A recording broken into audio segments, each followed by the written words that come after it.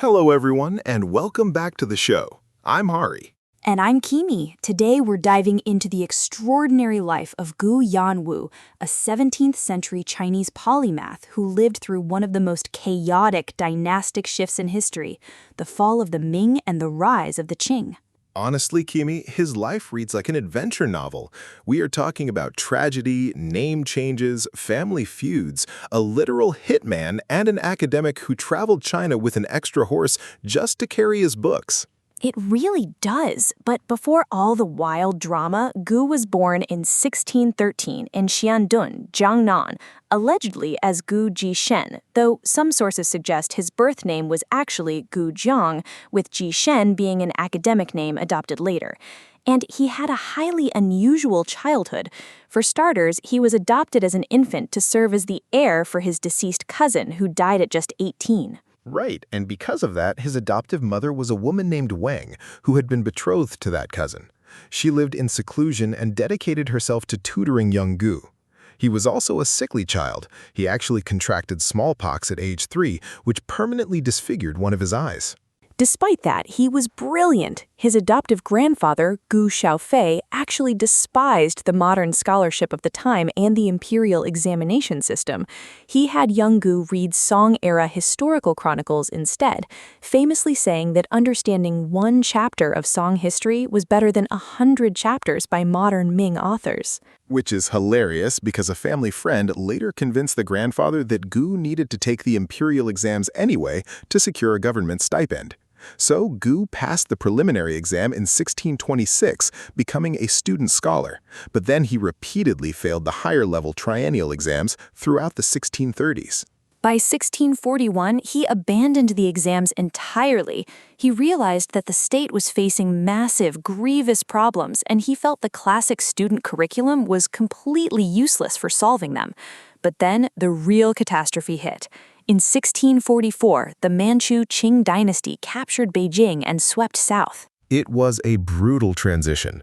Gu's family had to flee multiple times. His home was robbed, and 2 of his biological brothers were killed when the Qing forces captured Kunshan.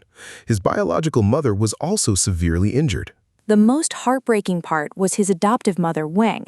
When the Manchu completed their conquest, she chose to starve herself to death in protest. That loss completely transformed him. It did.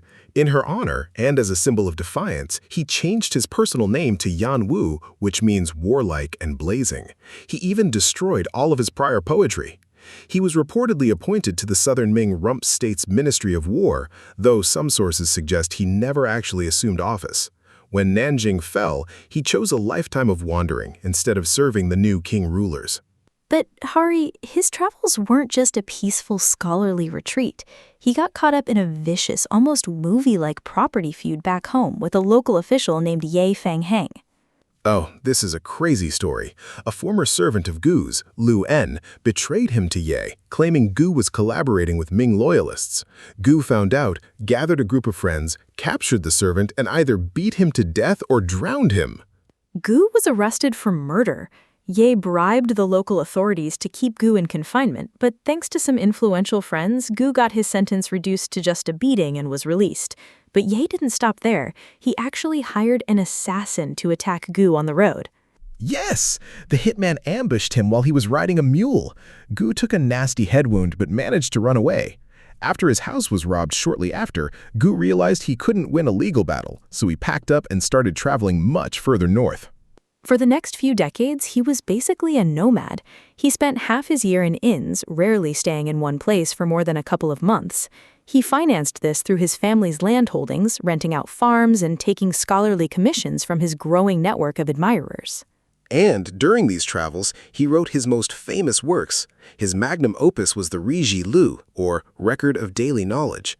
It's an enormous 32-chapter anthology of his notes on statecraft, history, classics, and geography, compiled over 30 years.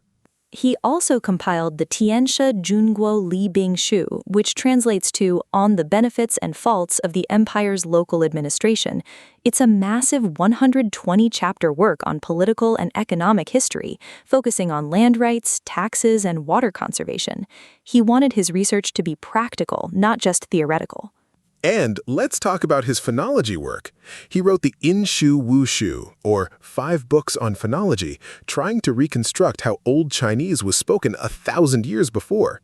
Some of his friends thought his linguistic theories were so weird they called him eccentric, but he famously replied that his principles would never change. Politically, he was incredibly advanced. He argued against extreme centralization, saying that when the central government holds too much power, it relies too much on law codes, which ironically delegates real power to corrupt local clerks.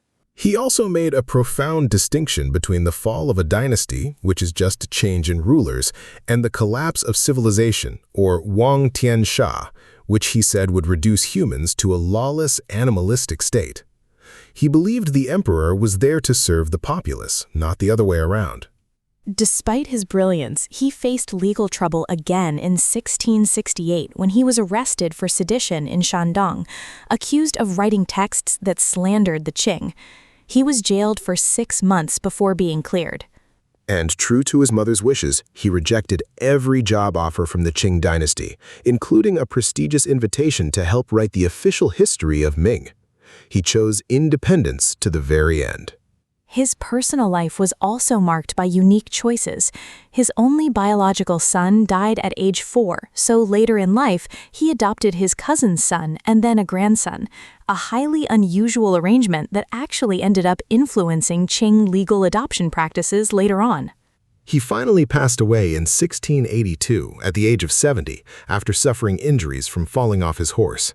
His legacy only grew from there, with 19th century scholars building a temple in his honor and 20th century reformers like Liang Qichao praising his empirical search for evidence. An absolutely fascinating life of resilience, scholarship, and principles. Thank you all for listening today. This episode is based on the Wikipedia article Gu Yanwu, which is available under the Creative Commons Attribution Share-alike license. This podcast was crafted using artificial intelligence.